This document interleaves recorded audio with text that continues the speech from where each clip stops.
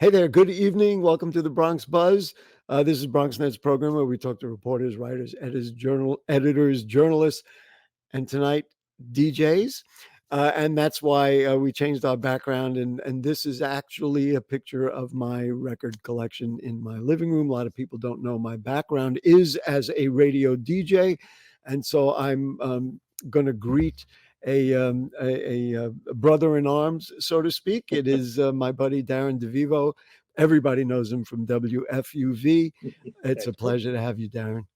Thank you so much for inviting me, Gary. And you're talking here, and I'm actually looking past your head, trying to see if I can make out any of the records. Well, I can't, but I'm very impressed at the alphabetical order and the dividers that you have there. I see S sticking out. Yes, those were stolen from a radio station somewhere along the way. I promise you.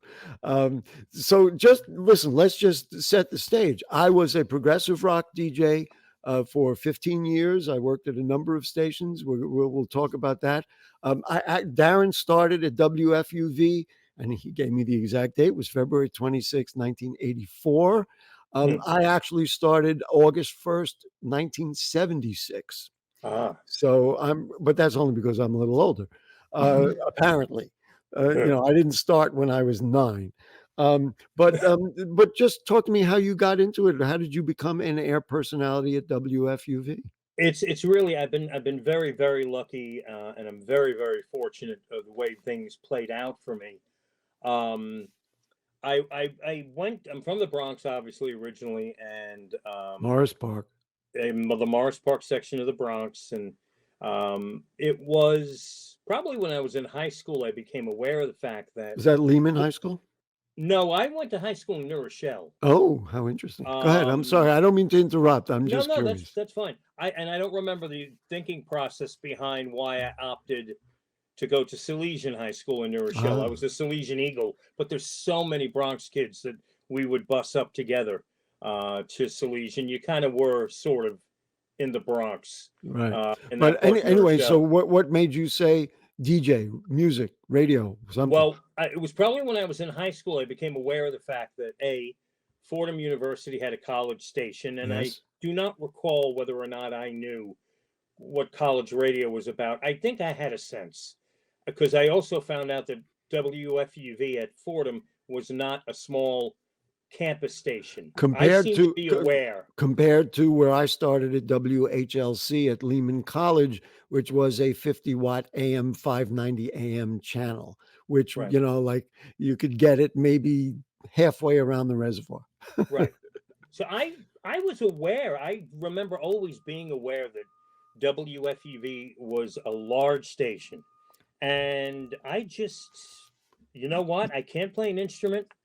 I never master the guitar. You couldn't think of anything else to do. And that's what happened to me. Yeah. I'll play records. So you have also worked a number of different time slots. I found in my broadcast radio career that the different time slots, and I worked daytimes, I worked evenings, I worked late evenings, gave me a different perspective of life. Like your waking hours were when many people were sleeping, or you were awake talking to people who were working, Mm-hmm. And I felt it gave me a perspective on life. What about, do you share that? Oh, absolutely. Yeah. And it just works out. Of course, it's been 40 years at WFUV for me, back to college FUV of the 80s, and then the university, this is a long story, but they made a transition right at the end of the 80s, 1990, and created the FUV that exists today, which is different from the college days. And once the 90s set in and I got quote unquote hired as a professional at the new FUV, I bounced around a year doing afternoon drive, 9 years doing morning drive, 12 years in middays, evenings, and now late night. And so now you're doing late nights from what, 10 to 2? Now, late nights 10 to 2, Monday through Thursday, and I come out when the sun is out on Saturday afternoons from 1 to 4. And I found that you had to be a different type of announcer depending on the type of the day. Absolutely. And I not being a morning person, my 9 years of doing morning drive, I also had to be a good actor and yeah. figure out ways to act awake. I agree with you wholeheartedly. I mean, I fully understand it. I remember a sign on the on-air light at one of the stations I worked at that said, "Who are you talking to?" And Right. so you had to remember, if you're on late at night, you got to deal with that. We have so much we can review. I want to do photographs first. So Anderson, you have a photograph of me, and this is from 1978. At what was the left bank in Mount Vernon. This is me in the middle of Joan Jett and the Blackhearts. Wow. She came to so that photograph was taken backstage at the left bank in Mount Vernon. Joan Jett and the Blackhearts came to promote. I was working at WRNW in Westchester. I was the program director, and she came to promote her first album and was giving out albums in the out of the back of her Cadillac. And I introduced them at the left bank, and so I had a lot more hair, and there you go. You So, looked like a Blackheart there. well, I'm wearing the black. I wore the black shirt to be rock and roll just for you, my friend. And now here's the next one. This is backstage at the Madison Square Garden for the Rumors tour and Fleetwood Mac.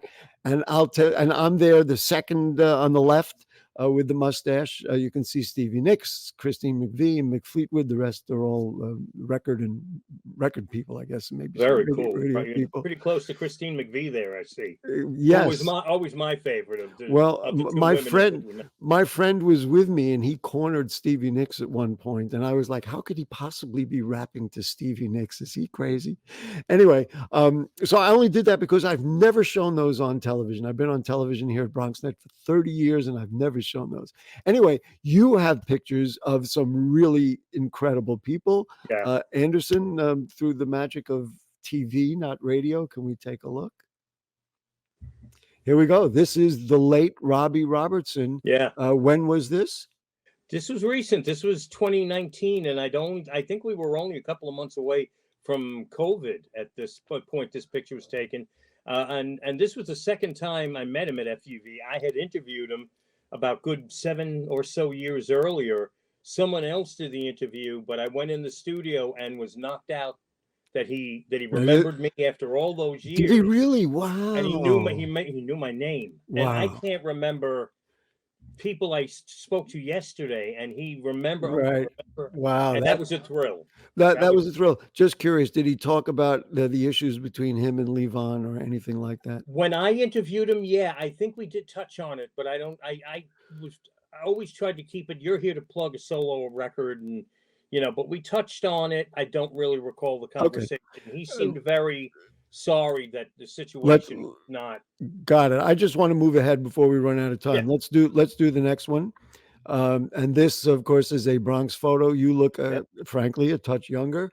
This is, of course, Dion DiMucci, Dion in the Belmont, also in the Rock and Roll Hall of Fame. Any words about our friend Dion? Yeah, I did say to Dion, the Yankee hat, and he's about to punch me for commenting on his Yankee hat. No, I'm kidding. That one I was a little starstruck. He was up there. Someone else was talking to him. I broke into the studio for the photo, and he's a hero. So I had to. And speaking of heroes, this last one I took a double take, a triple take, a quadruple take. I believe he's one of the greatest drummers of all time. Go ahead, ladies and gentlemen. I don't recognize that guy. No. That's Ringo. You're wearing the hat, dude. That's Ringo Starr, and that was in 2003 in the Carlisle. Wow. The only time they've ever let me in the Carlisle. And I interviewed him. He was promoting his album Ringo Rama in 2003. Right. He was a great guy. About midway through the interview, I calmed down, and then as soon as the 20 minutes were up that I was given, Ringo was out of that room in a flash. Yeah, my son would always say to me, "Was he nervous?" Not likely. Darren may have been a little nervous. I was, yeah. Oh, but he was a very nice guy. Oh, I'm sure. And I needed about half the time to kind of land in my seat. Darren, we could do a 4-hour show, and we got about 3 minutes left. I want to ask you this about the Rock and Roll Hall of Fame. Now, I see that DJ Kool Herc won a Musical Influence Award. That's, of course, very personal to us here in the Bronx. But I'm curious about Willie Nelson being in there, and then of course there was a bit of a controversy when Dolly Parton was entered in there. Do you think that diminishes the effectiveness of the Rock and Roll Hall of Fame to be that broad, and it becomes kind of a music Hall of It's Fame? it started out as one thing, and they allowed it to become something else. And I think, and I've thought this for a while now, that they need to rename uh, the museum and the actual institution. It's no longer a Rock and Roll Hall of Fame, but like music, there's genres, there's subdivisions of genres, and you can't pigeonhole and say this isn't rock and roll and this is. It's got to be, Yeah. generally speaking, a music institution so that you can bring in all these other styles. I mean, just this year, Chaka Khan, the Spinners, Don Cornelius. Now he's well known not for rock and roll Right. specifically. Last question, and you're wearing the Beatles hat. There was a new record, a new song from the Beatles. Two, of course, are gone, called Now and Then. I have some feelings about it. We got about a minute left. What do you think? It gave me chills when I first heard it. It brought tears to my eyes. It's beautiful. It is almost like a message from John Lennon and George Harrison from another dimension. Yeah. It is beautiful, and I'm very happy they did do it. I was skeptical at first when I heard they were going back to it after so many years, because they started it in the mid '90s, building it as a Beatles song.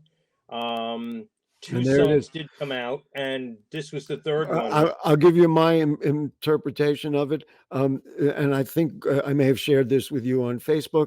If you were looking for Hey Jude, stop it. You're not. No, right. No. It's not happening. Yeah. But if you're looking for Paul and Ringo to say, we want to kind of close the ribbon on the top of the box and say this is our our vault, then this was appropriate and fine. Yeah, and of absolutely. course you can't say. Absolutely. Listen, Darren, I don't know, play some Allman Brothers for me tonight, all right? You got it. Do you get to choose? No. Yeah. Times have changed. Times have changed. Yep. Yes. Yep. Which is how I got all these records. The great Darren DeVivo, listen to him on WFUV. Weeknights 10 to 2. 10 to 2, Monday through Thursday, 1 to 4, Saturday afternoons. There you go. Beautiful. So when you're in your car going shopping, it's Darren DeVivo time on Saturday. Thank you, my brother. All right. And we're going to take a break, and we're going to do hip hop right after this. Don't go away.